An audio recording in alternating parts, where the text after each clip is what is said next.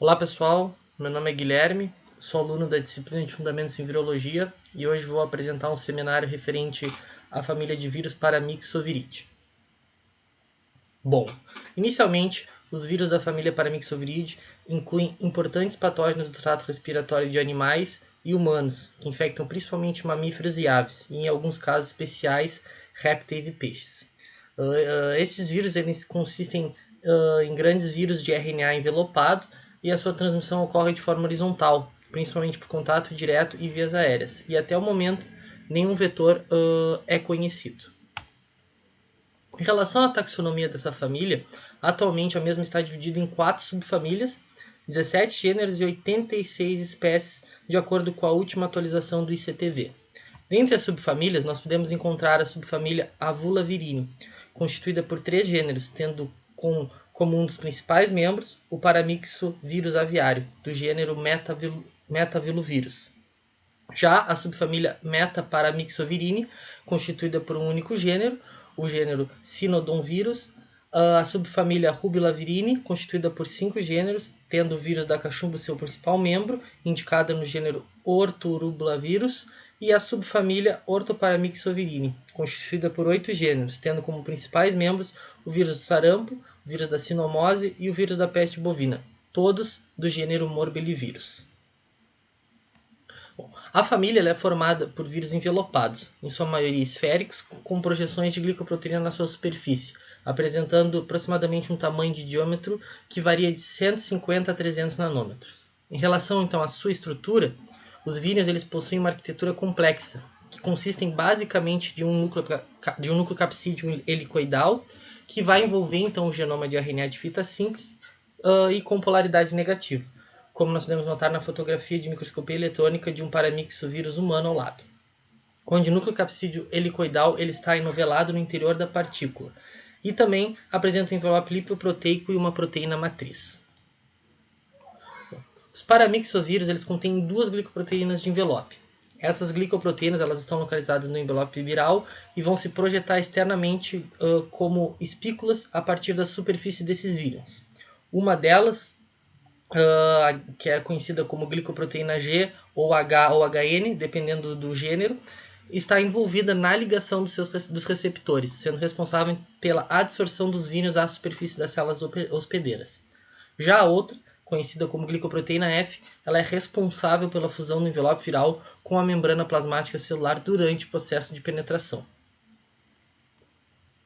Bom, já a proteína M ela é a mais abundante dos vírios, na qual ela preenche o espaço entre o núcleo capsídeo e o envelope. A sua principal função ainda não foi completamente elucidada, mas sabe-se que essa proteína ela exerce uma função importante na interação entre o núcleo capsídeo viral e a membrana da célula hospedeira durante o processo de morfogênese, maturação e brotamento desses vírions.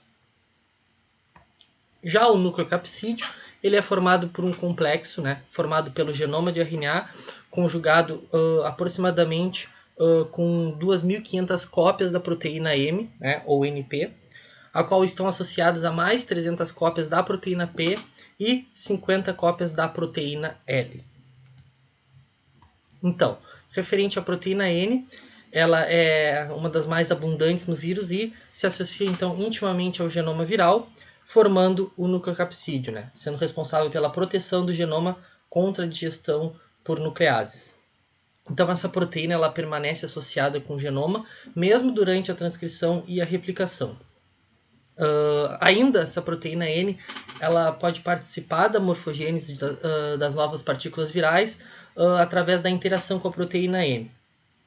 Além disso, a concentração intracelular dessa proteína ela parece ser o principal fator que controla a transição entre a transcrição no início da infecção e a replicação do genoma, que vai ocorrer depois em etapas tardias do ciclo replicativo.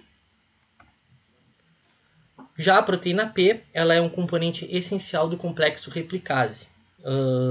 Embora toda a atividade catalítica da transcriptase viral seja atribuída à proteína L, esta somente ela vai se ligar ao complexo RNA-proteína N, denominado ribonucleoproteína, só na presença da proteína P. Então, o sítio de ligação da proteína P ao complexo ribonucleoproteína, chamado de P-carboxy, que está localizado na porção C-terminal dessa proteína, ele é relativamente conservado entre os membros da subfamília Orthoparamyxovirine e Metaparamyxovirine. Além disso, esses vírus eles apresentam um mecanismo conhecido como edição de RNA, né, ou RNA editing, que permite que várias proteínas diferentes elas sejam produzidas a partir do gene da proteína P. Já a proteína L, então ela é a menos abundante dos vírus, elas apresentam aproximadamente 50 cópias por vírion, e ela representa a subunidade catalítica da RNA polimerase dependente de RNA. Como função, essa proteína ela exerce a sua atividade somente quando é formado um complexo com a proteína P. E ambas são necessárias para a atividade de polimerização do RNA a partir dos moldes de RNA conjugados com a proteína. Já a proteína SH, ela é uma proteína integral de membrana, né, que apresenta uma porção C-terminal localizada na região extracelular. E apesar dela ser expressa na superfície da célula hospedeira, baixos níveis dessa proteína são detectados nos vírions. Embora a função dessa proteína também não seja muito esclarecida e ela não seja uma proteína absolutamente essencial às funções de adsorção, infectividade e montagem das partículas virais, elas parecem então atuar no aumento da eficiência da fusão promovida pela proteína F, né? Contribuindo então para formações de sincícios. E além disso, existem indícios também de que essa proteína ela atua na participação, na evasão à resposta imune do hospedeiro. Bom, em relação ao genoma desses vírus, os genomas dos paramyxovírus ele é constituído então por uma fita de RNA linear, simples, né, e com polaridade negativa, e que apresenta aproximadamente de 15 a 19 kilobases, né, dependendo das subfamílias e dos gêneros. Então, por possuir uma polaridade negativa, então o genoma desnudo ele não é infeccioso quando ele é introduzido em células permissivas, né? Esse genoma então contém sequências não codificantes na chamada extremidade 3' né? Com aproximadamente 50 nucleotídeos, e na extremidade 5' que pode variar de 50 a 160 nucleotídeos de acordo com a subfamília. Então essas regiões, né, que foram citadas agora, elas são importantes para a transcrição e a replicação do genoma desses vírus. Além disso, a organização genômica e o número de genes desses paramyxovírus eles variam de acordo com a subfamília, né, com pequenas variações também dentro de cada gênero. Em geral, esses genomas eles possuem entre 6 a 10 genes. Ainda a maioria desses RNA mensageiros eles contêm apenas uma ORF, que é traduzida em uma única proteína. Porém, em alguns vírus, os RNA mensageiros eles possuem mais de uma ORF, né, resultando na produção de mais de um produto, como é o caso do gene M2, que contém duas ORFs e codificam para dois polipeptídeos, os denominados M21 e M22. E ambos desses peptídeos eles estão associados ao complexo do núcleo capsídeo. Bom, de maneira similar aos outros vírus, todos os processos relacionados com a replicação viral eles vão ocorrer no citoplasma da célula hospedeira. Inicialmente, vai ocorrer então a ligação dos vírus aos receptores específicos das células, o CD46 e o CD150, né, tendo como exemplo utilizando os vírus do sarampo, além também de outros receptores como glicosaminoglicanos ou moléculas semelhantes à heparina, ácido ciálico para os demais vírus. Então, vai ocorrer então a ligação desses vírus aos receptores específicos e esses mesmos eles vão penetrar na célula por fusão do envelope viral com a membrana plasmática na superfície celular, em condições de pH neutro. Nesse momento, vai estar então ocorrendo a ação da glicoproteína F. Porém, para que a proteína precursora da glicoproteína F exerça sua função de fusogênica, é necessária a sua prévia clivagem em F1 e F2 por proteases celulares.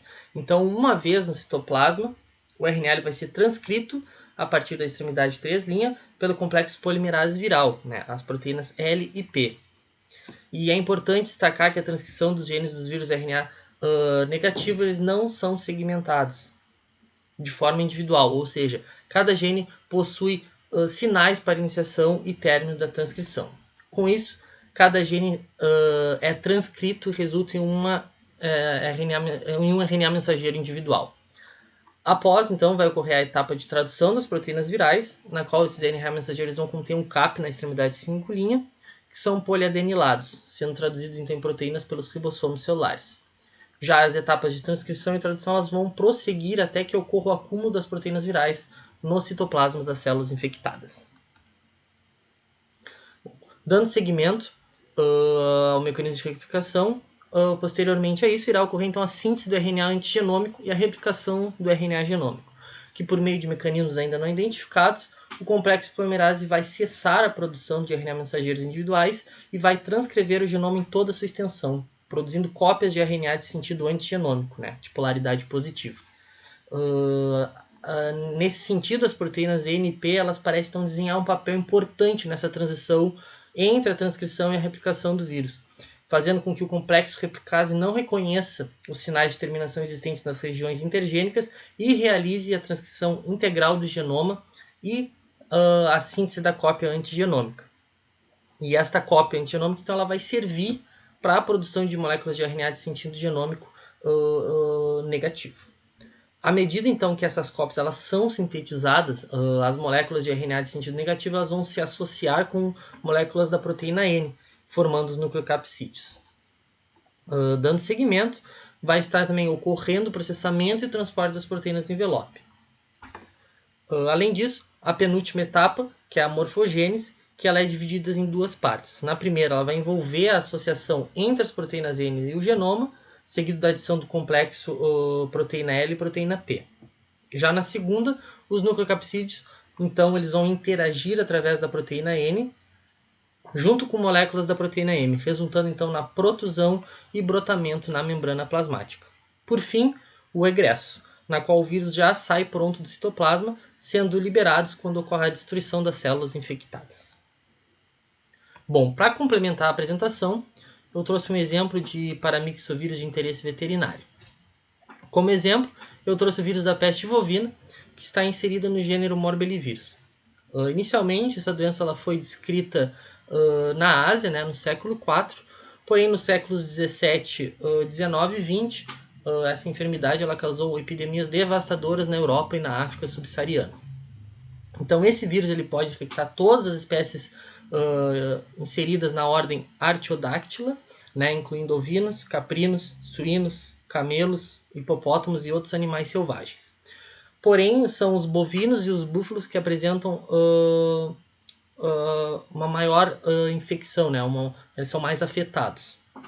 Então, a transmissão desse vírus ele se dá pela ingestão ou pelo contato com água e alimentos contaminados e também por excreções e secreções de animais infectados.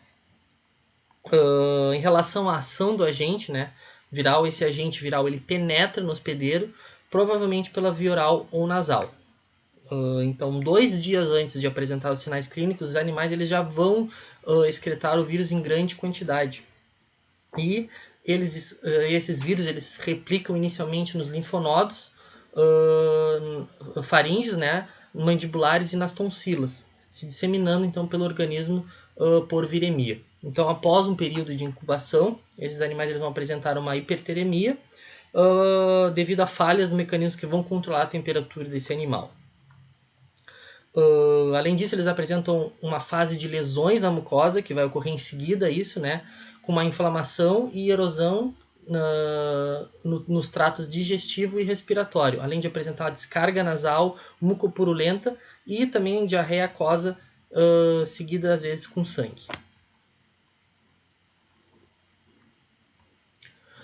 Aqui eu achei interessante então trazer um marco importante no controle da peste bovina, que deu então impulso ao primeiro esforço coordenado para erradicar essa doença na África, né? Que foi o desenvolvimento da vacina contra a peste bovina a partir de culturas de tecido Plowright, em 1960. Então, Walter Plowright ele era um patologista veterinário que usou uma monocamada de células renais para cultivar o vírus, né, até que ele se tornasse não virulento e para que ele pudesse então ser transmitido de um gado para o outro permitindo assim a produção de uma imunidade vitalícia contra a peste bovina. Essa vacina, que é a TCRV, ela foi uma das melhores vacinas já desenvolvidas em medicina humana e veterinária, pois ela protegeu, né, contra todos os subtipos de vírus da peste bovina, forneceu uma imunidade vitalícia ao gado, né, e nunca foi associada a nenhuma reação adversa. Além de também demonstrar que uma única dose infecciosa de cultura de tecidos se tornou imunogênica, né, permaneceu ser imunogênica. Então, a principal limitação dessa vacina, então, era que se exigia então uma cadeia de frio estrita, né, que era um impedimento significativo, né, aos mecanismos de vacinação no campo. Então, o processo de produção usando essas células primárias de rim bovino foi uma fonte potencial de contaminantes e uma restrição à fabricação também em larga escala. Então, nesse sentido, né, um programa de pesquisa atuou para desenvolver então uma nova formulação, né, um aprimoramento, né, dessa vacina contra a peste bovina, né, que foi então iniciada pela Escola de Medicina Veterinária da Universidade de Tufts e pelo Departamento de Agricultura dos Estados Unidos. Então, esse projeto ele tinha por objetivo produzir a vacina contra a peste bovina, que mantinha então uma dose imunizante mínima exigida por até 8 meses a 37 graus e 10 dias a 56 graus. Essa nova vacina, então, ela começou a ser chamada de Thermovax e que tem uma vida útil recomendada de 30 dias fora da cadeia de frio. E era necessário, então, manter o título mínimo por 14 dias a 45 dias, suficientemente para estender drasticamente o alcance dos programas de vacinação em campo, né? Então, a transferência de tecnologia dessa vacina levou então à disponibilidade comercial da Thermovax, né, em quantidades suficientes para a erradicação da peste bovina em 1992. Contudo, alguns casos posteriormente continuavam a acontecer, né? Porém, em maio de 2021, a Organização das Nações Unidas declarou oficialmente a erradicação dessa doença. Bom, sendo assim, eu agradeço pela atenção de todos e aguardo vocês na terça-feira para continuarmos debatendo mais sobre o assunto. Muito obrigado.